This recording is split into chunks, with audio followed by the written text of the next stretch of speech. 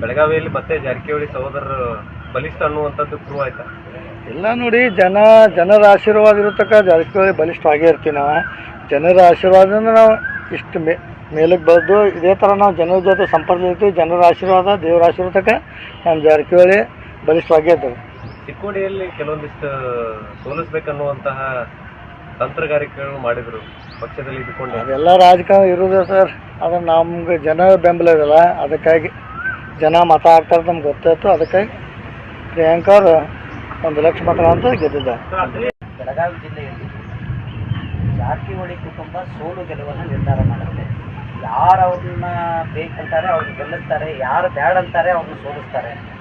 ಜೊತೆಗೆ king maker Belagavi ಜಿಲ್ಲೆಯಲ್ಲಿ ಜಾರಕಿಹೊಳಿ ಒಂದು ವಿಚಾರ ಏನ್ ಸರ್ ಇದರ ಹಿಂದಿನ ಗುಟ್ಟು ಏನ?